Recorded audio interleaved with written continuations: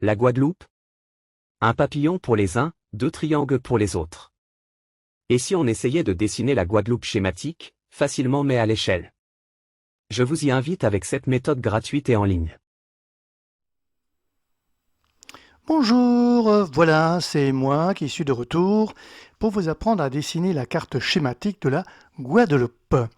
Alors, certains diront un papillon. Oui, c'est vrai que ça ressemble à un papillon. D'autres diront non, deux triangles qui se rejoignent. Peut-être, mais ne serait-il pas intéressant de dessiner la carte schématique de la Guadeloupe à l'échelle et de préférence que cela ressemble à la vraie Guadeloupe. Alors comment faire? Voilà, je vous ai concocté une application gratuite, sans publicité aucune et en ligne. Vous n'aurez plus d'excuses pour ne pas savoir le faire. Je vais vous la présenter tout de suite. Voilà, cette application, elle est sous vos yeux évidemment, mais vous me direz pourquoi une application? Tout simplement parce que si on veut vraiment apprendre à dessiner une carte schématique, qu'elle soit de la Guadeloupe ou de tout autre espace, il vous faudrait en principe de nombreuses feuilles de papier et beaucoup de patience, on va dire. Alors que là, avec une application, en ligne de plus, vous n'allez gaspiller aucune feuille de papier, donc vous n'allez pas vous énerver, vous n'allez pas jeter de papier et vous n'allez pas contribuer à arracher des arbres. C'est déjà pas mal. Alors, je vous présente mon application. 2 boutons, pas plus. Apprendre à dessiner, c'est normal, il faut apprendre déjà, et après s'entraîner. Logique, si on a appris, on s'entraîne. Tout ça avec cette application en ligne et donc sur un écran, de préférence tactile, smartphone, iPad ou autre tablette, ou éventuellement un ordinateur qui a cette fonction, c'est-à-dire un écran tactile. Il est possible aussi de le faire avec une souris, c'est un petit peu plus maladroit. Voilà. 2 autres boutons qui ne vont pas nous servir. Ici, démo. C'est tout simplement un démo que je fais avec vous. Et ici, retour vers le site si vous voulez trouver d'autres cartes schématiques, d'autres applications pour des cartes schématiques. Voilà. On va donc débuter par apprendre. Voilà, je clique. Qu'est-ce que je vois? Eh bien, comme vous, je vois une carte dite traditionnelle de la Guadeloupe, avec les principaux cours d'eau et les principales villes, les îles évidemment qui composent également la Guadeloupe.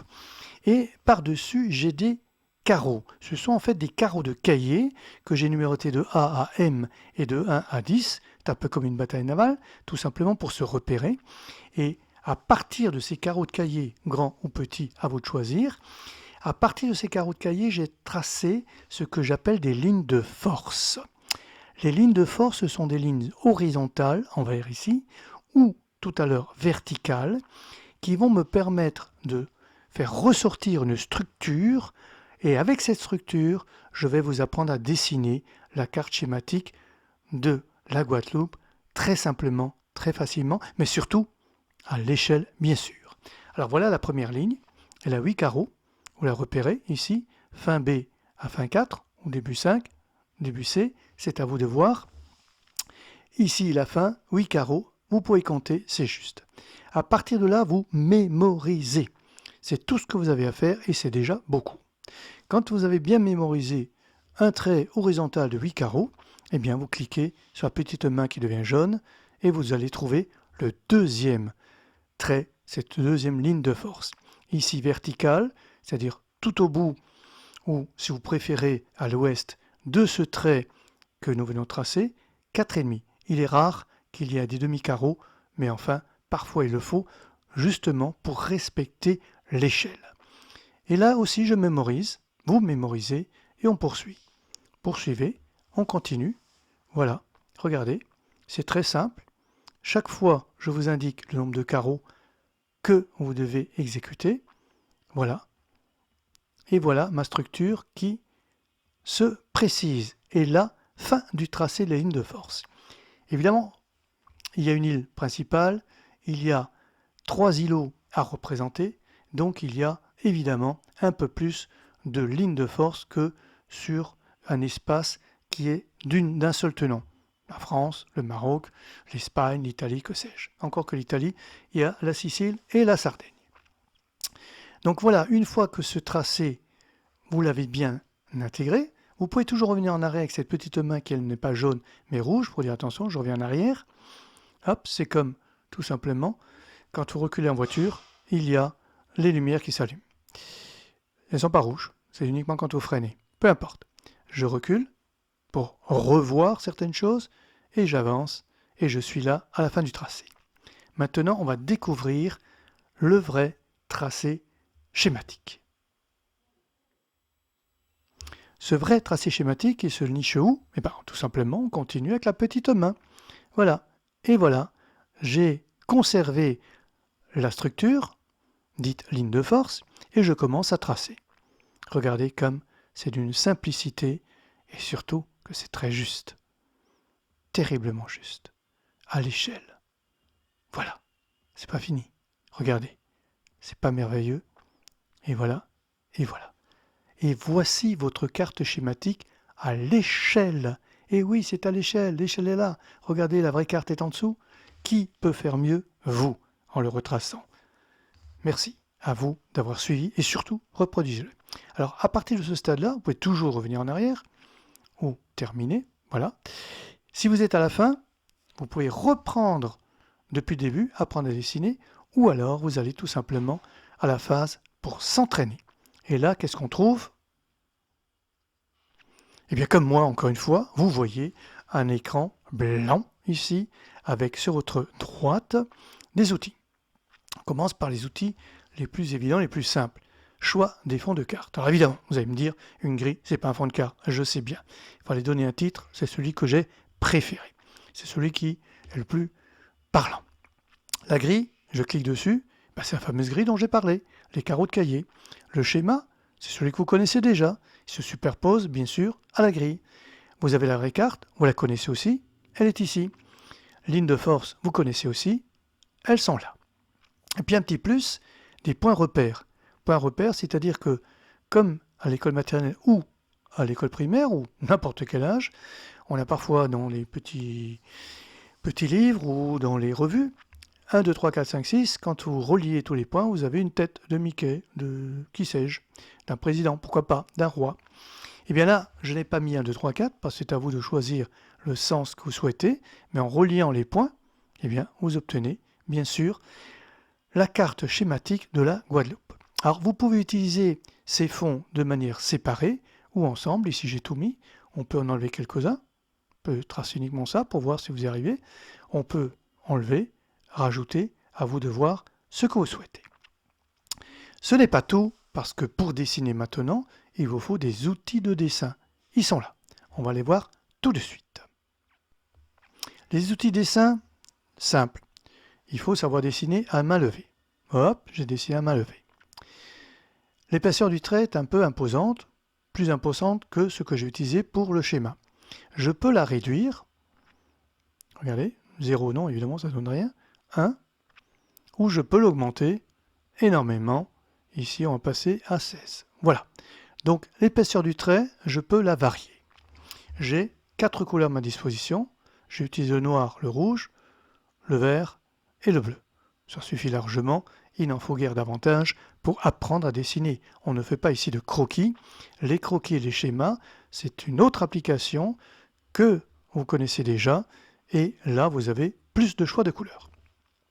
Vous avez bien sûr ici les outils, j'enlève la dernière action, c'est-à-dire le dernier trait, je l'enlève, c'était le bleu, le vert, le rouge, je peux les remettre, voilà, ça c'est très traditionnel, avec beaucoup de logiciels dits de dessin, et la fameuse poubelle que tout le monde connaît, j'efface tout.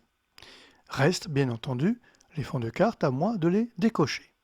Je peux les décocher pour ne laisser que le schéma et la grille. Donc normalement, j'utilise ici mon crayon, j'ai une couleur noire, vaut mieux prendre une rouge, j'ai environ du 4-5, donc je passe, on va dire, à l'épaisseur 8, je suis sûr d'être plus épais en traits que ce qu'il y a, et je peux commencer à tracer. C'est comme ça que je vais travailler. Alors là, c'est un peu maladroit, puisque je travaille avec la souris. Un stylet ou le doigt, évidemment, est conseillé. Voilà, je passe dessus, 1 fois, 2 fois, 10 fois, 100 fois s'il le faut. Je ne jette pas de papier, je ne fais qu'entraîner mon doigt ou mon stylet qui est tenu par les doigts pour que j'arrive à mémoriser cette fois-ci les contours. Ça c'est un premier point, mais je n'ai pas que le main levée, j'ai aussi le trait droit. Le trait droit qui peut être utilisé assez rarement ici, il n'y en a pas beaucoup. Trait droit, voilà. Un trait droit. Là c'est plus facile avec la souris, mais c'est tout aussi facile avec votre doigt ou votre stylet, c'est pareil. Trait droit ou main levée. Vous pouvez choisir. Petite astuce, vous pouvez utiliser le pointier, c'est très rarement utilisé, mais pourquoi pas. Le pointier, lui aussi, marche évidemment avec l'épaisseur du trait. Voilà. Et vous pouvez passer aux lignes continues. Voilà.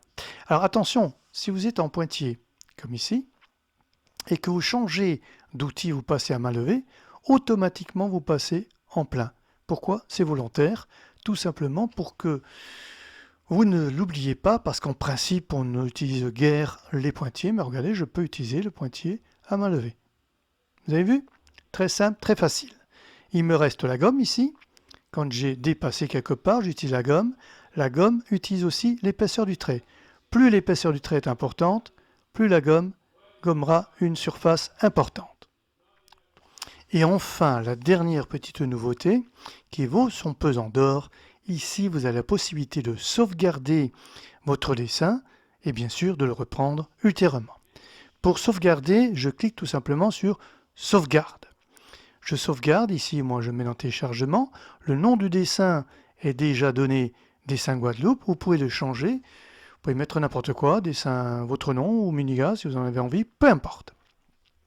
J'enregistre, et pour vous montrer que j'ai téléchargé, c'est-à-dire sauvegardé le dessin, je vais tout décocher, voilà, et tout effacer. Il n'y a plus rien, c'est blanc. Je vais le reprendre, reprise, évidemment je cherche là où j'ai mis, dessin Guadeloupe, ici, dessin chargé, point d'exclamation, je dois cliquer sur OK, et voilà mon dessin. Alors vous remarquez que je n'ai téléchargé que le dessin et non pas les fonds, parce que les fonds sont ici, je peux les reprendre quand et comme je veux. Mais pour vous montrer que j'ai téléchargé le dessin et non pas une image, regardez ce que je vais faire. Je clique ici, rappelez, j'enlève la dernière action. Je l'enlève, vous voyez bien, les dernières actions que j'ai faites, je peux les décocher au fur et à mesure ou les remettre. Ce qui prouve bien que j'ai téléchargé un dessin et non pas une image. Voilà, vous savez à peu près tout. Maintenant, il vous suffit de l'utiliser à bon escient pour savoir aussi dessiner ce schéma qui est le bon et non pas tout ce que j'ai mis dessus. Voilà, merci à vous, jusqu'à la prochaine fois. Au revoir.